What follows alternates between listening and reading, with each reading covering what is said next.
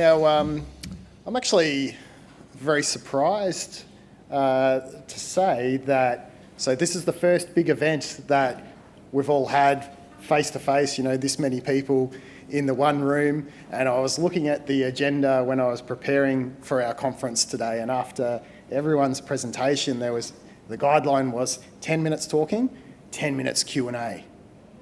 And I don't think there have been any questions asked. So I believe that there is a roving mic. It may be this microphone on the table up in front of me. So I would really encourage people to, while I'm talking, please have a think what you would like to ask. There are some topics that I will speak to.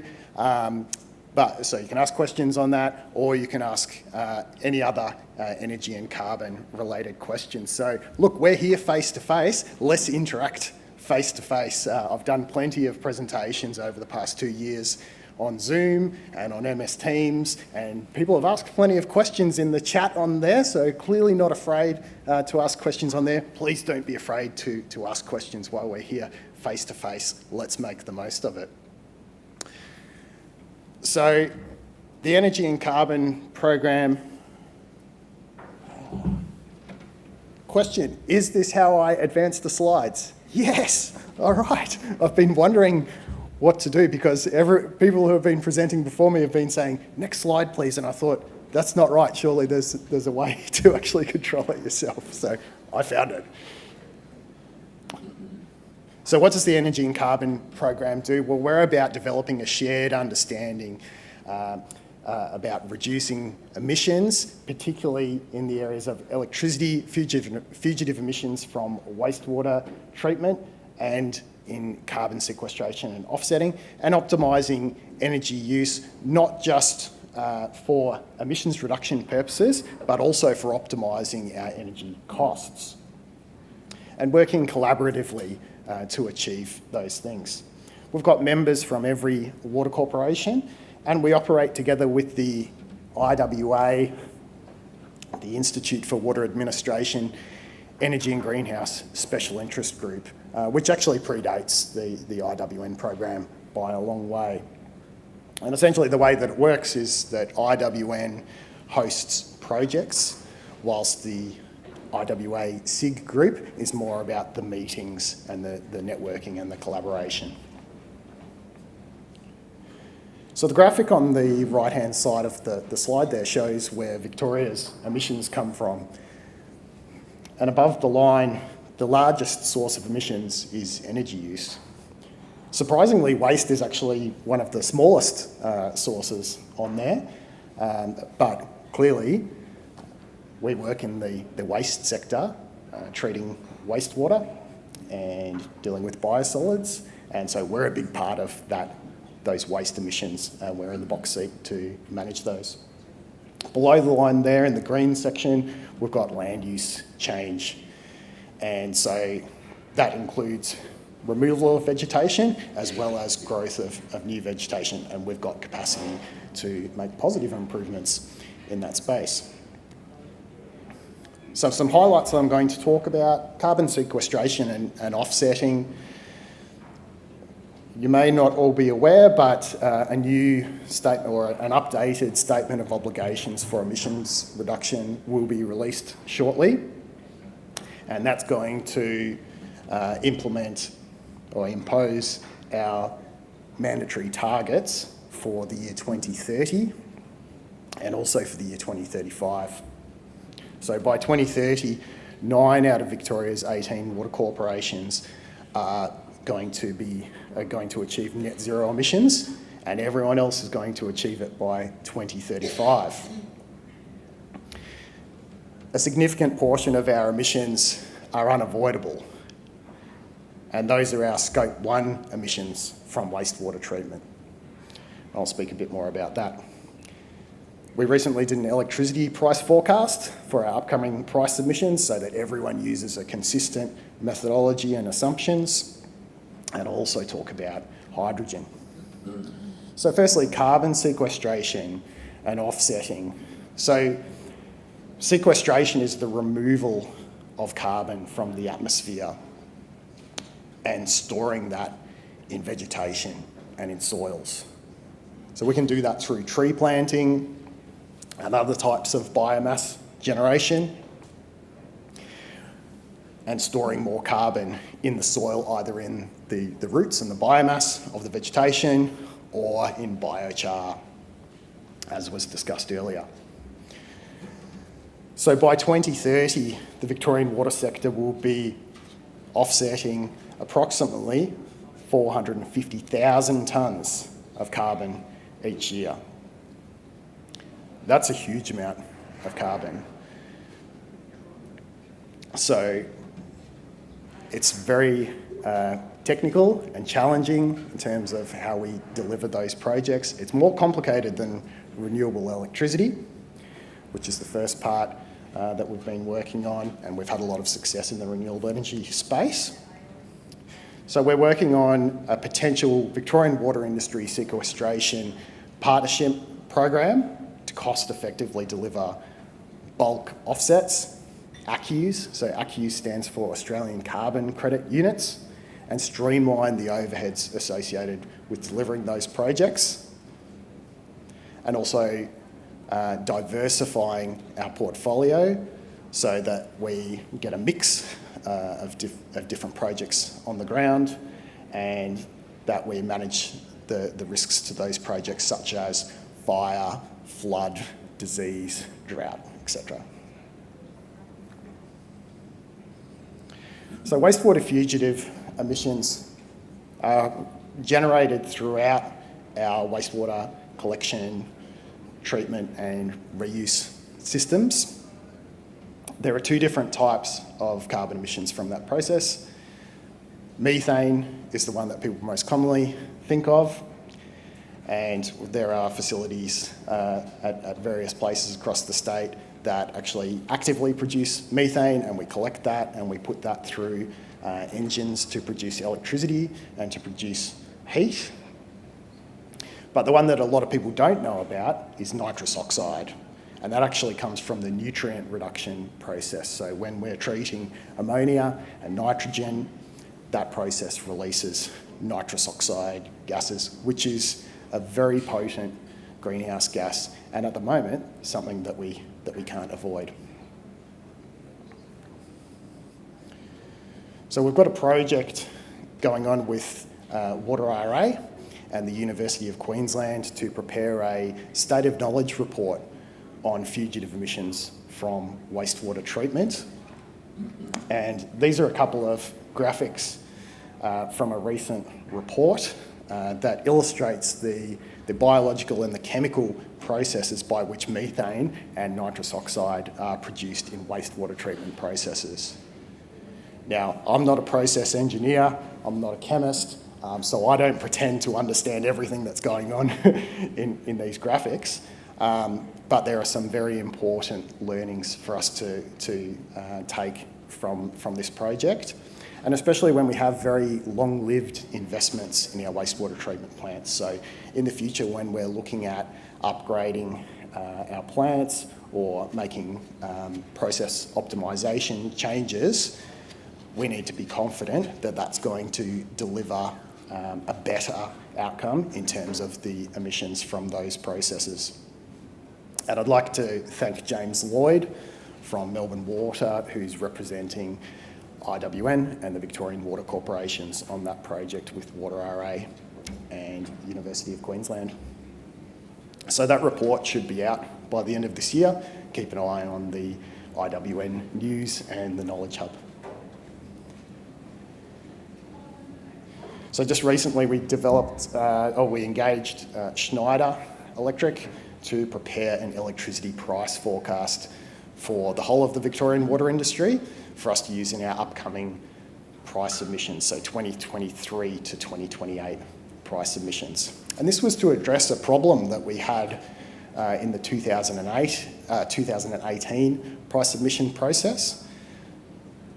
In that process, basically each water corporation took a different approach to preparing their electricity expenditure forecasts and sort of just drew on whatever information they could get their hands on. Some organisations got their own forecasts prepared by consultants, but there was a lot of variation in what people used. And what happened is that the Essential Services Commission, when they received all of those price submissions, electricity being a significant chunk of our expenditure, they looked at, okay, what assumptions has everyone used?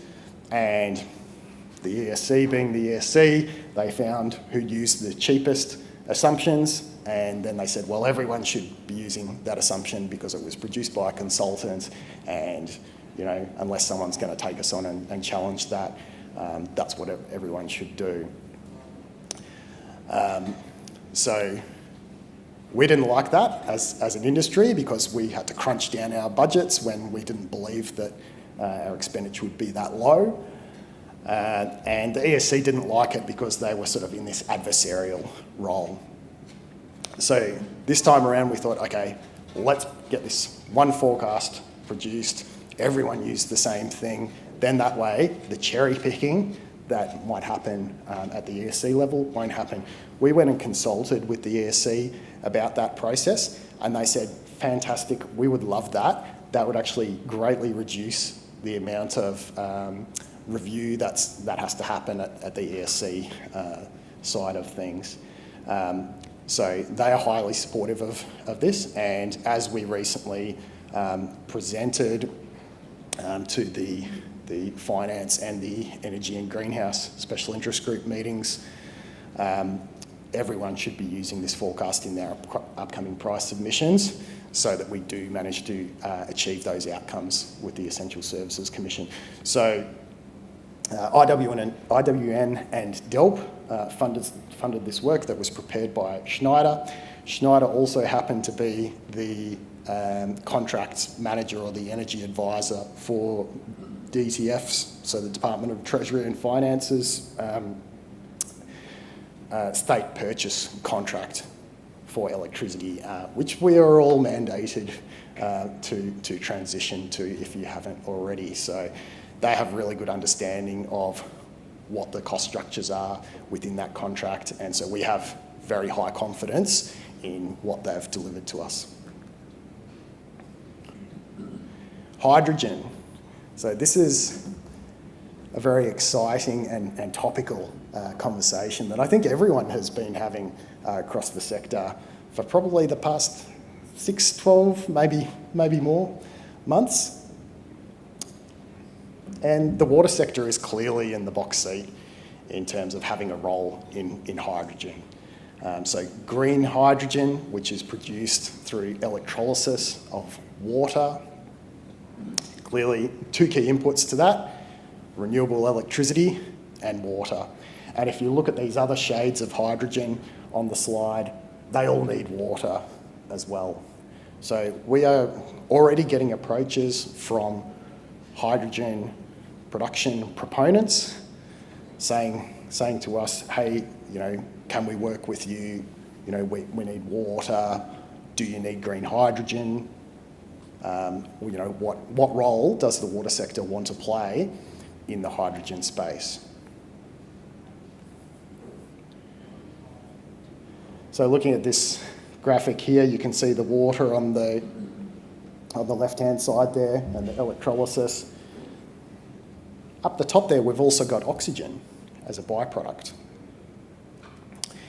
And something that the hydrogen industry has been looking at is, okay, how do we commoditise, how do we provide, how do we ascribe a value to this oxygen byproduct? It's not high-grade, medical grade oxygen, so it can't just go straight into a hospital or somewhere like that. It's an industrial quality oxygen. So they've been looking around, okay, who needs oxygen? Who might be willing to pay for oxygen? And if we look back at the wastewater treatment processes, we use oxygen in the nutrient reduction process. And we can potentially achieve both efficiencies in the amount of energy that's used in the aeration, the blower process, as well as potentially reductions in the nitrous oxide production from those processes if we use oxygen. But it's something that we don't have a great handle on at the moment. So there is a proposal to do an oxygen aeration trial and do some real life measurements at a demonstration scale to work out, okay, what are the benefits of retrofitting oxygen to an existing or a typical wastewater treatment process, and what sort of value might there be for us in that. Now, has anyone managed to think up a question?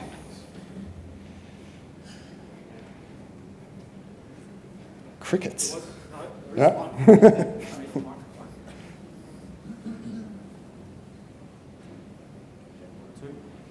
Are we on? Thank you. There is a question from the table over here. Steve, do you feel, from a consumer perspective, for behavioural change to reduce water use, we'd be better off showing what the carbon usage is than the water consumption in bills and digital metering platforms?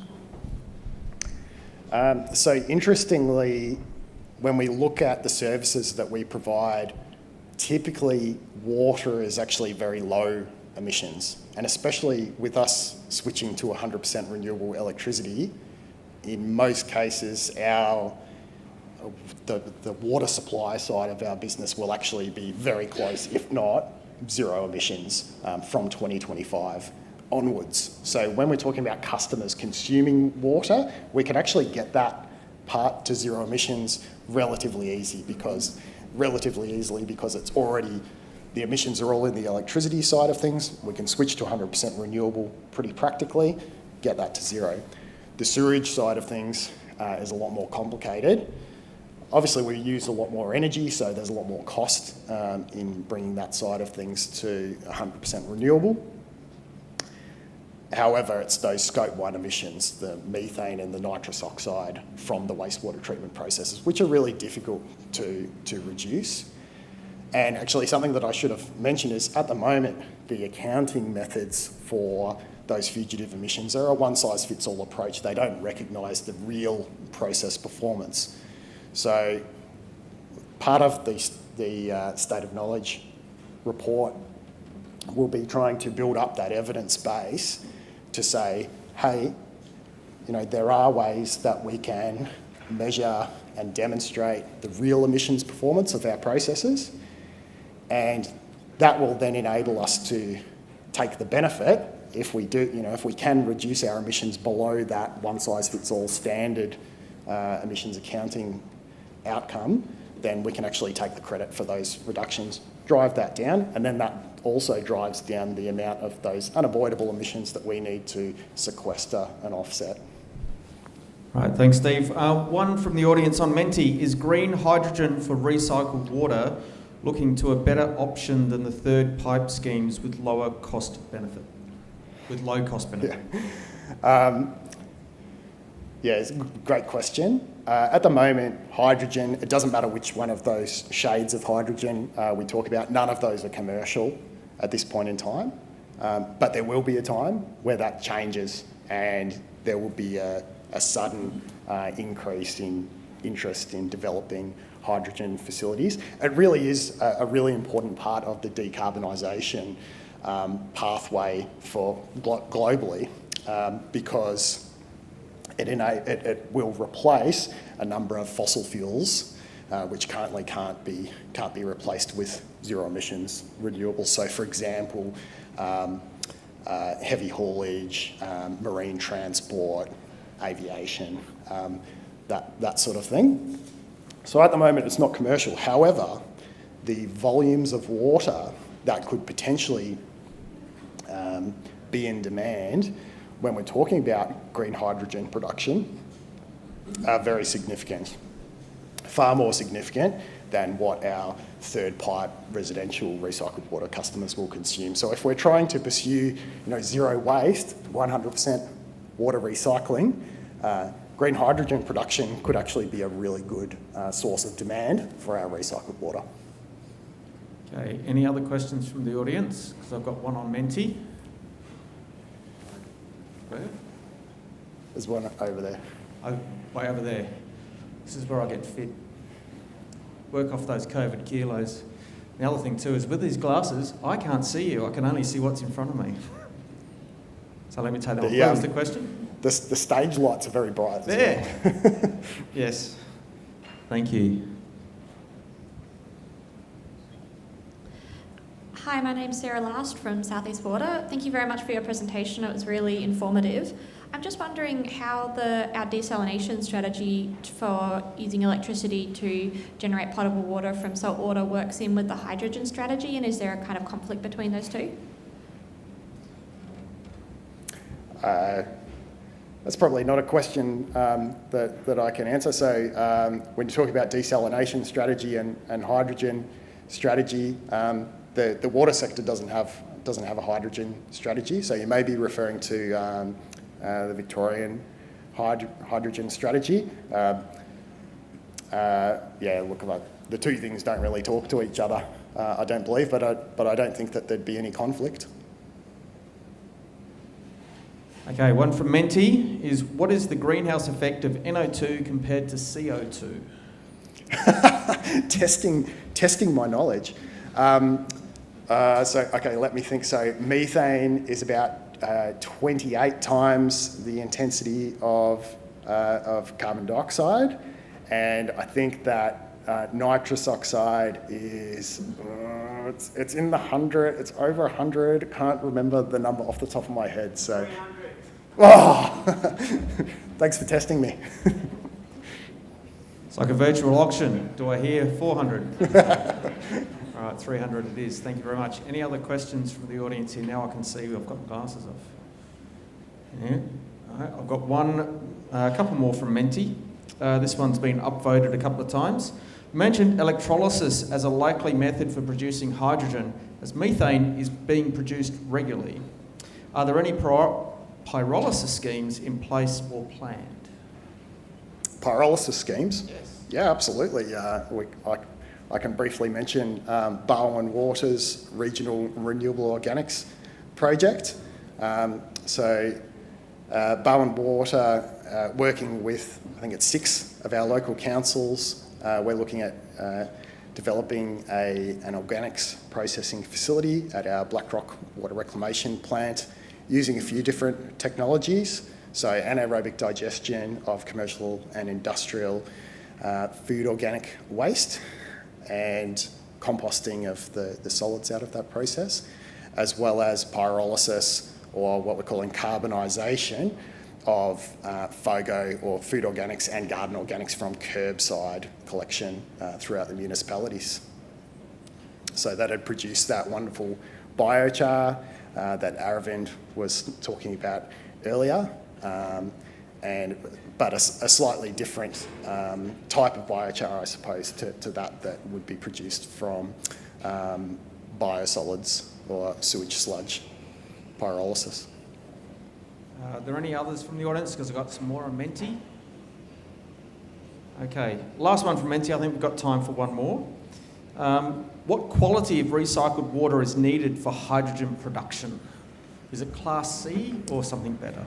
So it does vary depending on which of those shades of hydrogen you're talking about. If we're talking about electrolysis, then at the moment they use deionised water, so basically RO, reverse osmosis, permeate, so just pure water, everything stripped out. So if you supply them, like whatever quality of water you supply them with, probably even potable water, they're going to put it through reverse osmosis before it goes through the electrolyser. There have been some trials going on looking at, well, what happens if you put a lower quality water source through an electrolyser? Ultimately, it impacts the lifespan of the electrolyser itself, so it just comes down to the cost-benefit ratio of not doing the RO versus having to replace components of your electrolyser more often. So who does the reverse osmosis? Well, really, that's a commercial decision. So they can, the hydrogen producer can do it on their end, or maybe you can say to them, okay, we'll do the reverse osmosis and give you pure RO permeate at a cost.